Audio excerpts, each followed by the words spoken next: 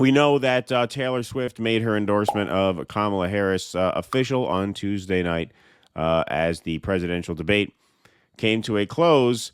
And, there were various reactions to this. Obviously, there was celebration on the Democratic side. There was some denial and cope on the conservative side about the impact that this would have. We got into that in our last piece. But one notable response was Elon Musk. Fine, Taylor, you win. I will give you a child and guard your cats with my life.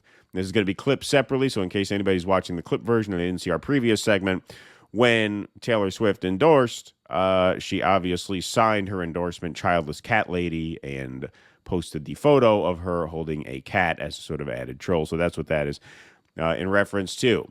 So, a bit of a creepy reaction here. Not at all creepy, Elon. Not at all creepy. I will impregnate you and guard your cats with my life. So, pretty off-putting, but, his pal Dave Rubin gave him the old yes and. This is one of the best yes ands we've ever seen in terms of being a good improv partner. In terms of the substance of what he's saying, well, he'll set this up and then deliver the punchline. This clip went pretty mega viral for reasons that you'll see. Talk a little bit about how this fits into the pop culture part of this, because the pop culture is a huge driver of the cultural narrative. Well, here's the tweet from Colin Rugg about the Taylor Swift thing, and we'll get back to it in a second. So as we referenced before, Taylor Swift endorses Kamala Harris on Instagram after the debate on ABC, proudly calls herself a childless cat lady. Elon Musk, who they hate, he saw that, and he wrote this: "Fine, Taylor, you win. I will give you a child and guard your cats with my life." So he's mocking, he's exposing the ridiculousness, right? It's like, Taylor Swift, you are a young, pretty girl. Do you know what the gang members from Venezuela do to young, pretty girls? Ooh. Talk about a yes and. Talk about a charmer. Yeah, that's exactly what he's saying. So you're going to respond to Elon Musk's creepy suggestion of inseminating a pop star half his age by talking about Venezuelans sexually assaulting her?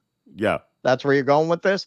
I don't know why that whole the right wing is weird thing is sticking.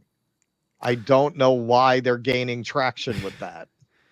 Well, look, this is why you guys get blindsided by these election results in recent years. In 2022, this is why Kamala kind of caught up to you. This is a race that should have been over and done with, open and shut. I mean, this was Trump's race to lose from day one. People don't like you. Like, normal people don't like you, and this is why they don't like you. Yes. Like, people do not like people who say things like this, who say to a beloved pop star, right? You could lament the fact that she is a beloved pop star, but I mean, she seems like we just did without ever intimating sexual assault as a reasonable consequence of her existence. Yeah, exactly. And look, especially like Taylor Swift, I mean, I think it is a sign of American decline that she is where she is. I mean, she seems like a nice enough person. Like, people tend, like, she's not objectionable in any way. And so when you follow up a tweet where the world's richest man saying, basically, I will give you children if you rescind your endorsement, is the subtext of that. You follow that up with Venezuelan gangs are going to have their way with you if Kamala wins.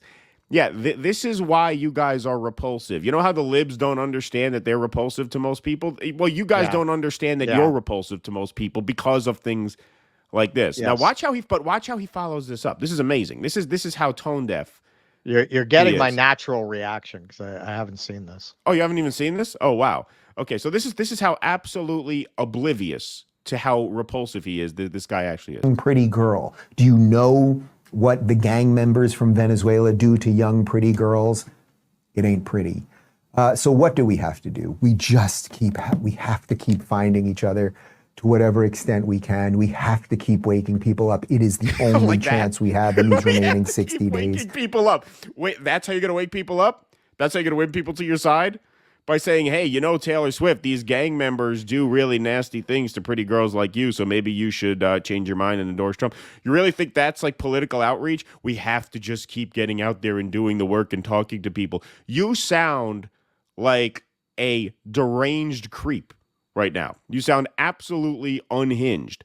And you don't know how unhinged you sound because you're in an online echo chamber. This is why we're going to launch our Touching Grass podcast probably next year, right? Because people have to understand the world is not your Twitter, followership.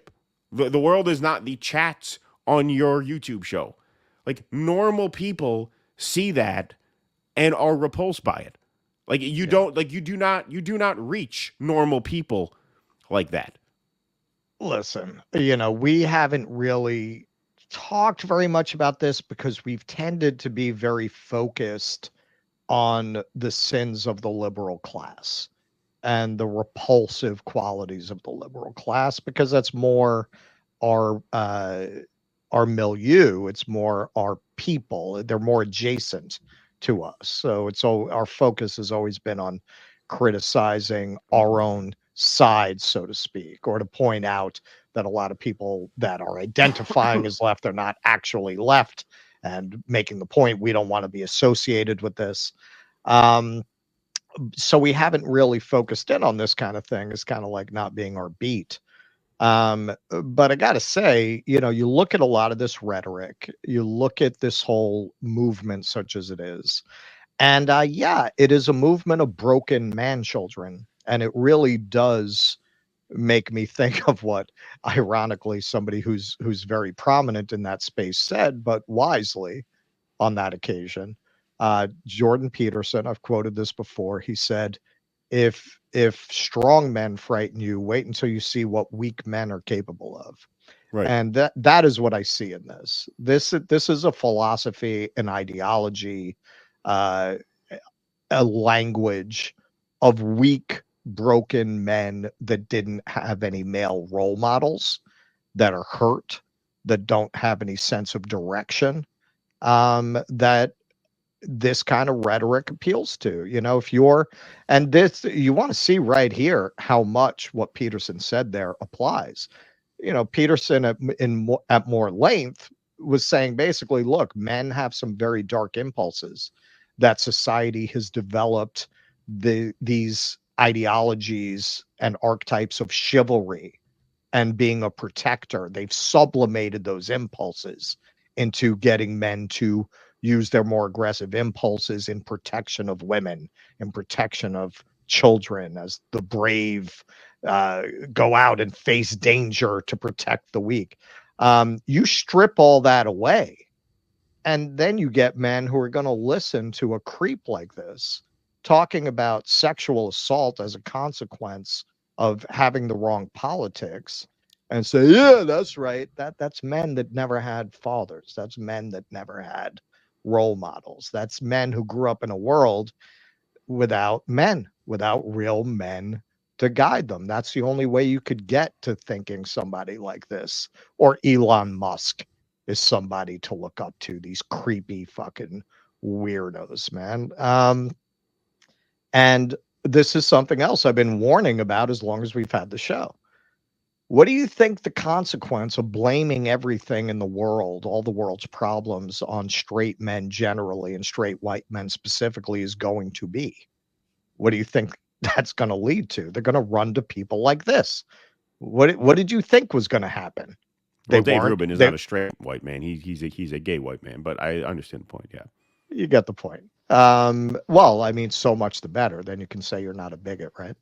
No, this guy is, not only is he an absolute certifiable moron, but he is also just a vile, mean-spirited person. I mean, he said things about the campus protesters that I don't even think we could repeat on the show. I mean, he's just a really bad guy, and only a really bad guy would say a thing like that. He was on the Young Turks, right? Oh yeah. He's a why I left the left guy. Yeah. And he's got a new right. home, and this is his new thing. Yeah. Well, and that's another thing you have to remember. I mean, so many people in that space, they're just fucking grifters. Yeah. And by the way, just so everybody knows, I was talking about his YouTube chat, not our YouTube chat. We have the best audience, as we know. We have the best people. But the point we is, have the best people. even as the best YouTube chat, even as the best audience online, it's still important to understand that we, as online people, and I include myself among you, we are not the norm in the country. We are the exception. We are the people who are hyper aware of what's going on. We are hyper engaged. The average person is not. The average person doesn't particularly like Donald Trump or Kamala Harris, but they kind of like Taylor Swift, or their daughter likes Taylor Swift. They know friends who go to Taylor Swift. Like, she is so mainstream that to have that reaction alienates normal people. Now, if you want to say, well, we don't care, okay, well then good luck on election day, because you know who votes? Normal people. You have to, like, if you're going to compete in that arena, you have to be willing to compete in that arena, right? Yeah. Like, if you want to win a majority of votes on election day, you're going to have to rein in the Venezuelan gangs are going to rape Taylor Swift if she doesn't change her mind. Like, you're going to have to tone that down. It's just a fact of life. I'm sorry if that's upsetting to you. Exactly. I wish we were all red-pilled. We're not. And this is the, this is the sad thing. It's really what I said before. It's a bum fight in a bus station. Like, who do you root for? Right. It's this flavor of repulsive versus that flavor of repulsive. Both sides are completely repulsive, disgusting con artists. They're both neither side cares about you. Neither side cares about the public. Neither side cares about your interest.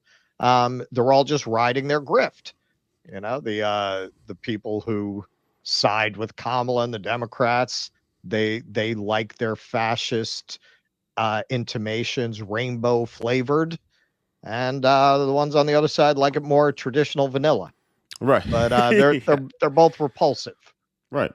Yes, indeed. Please clap.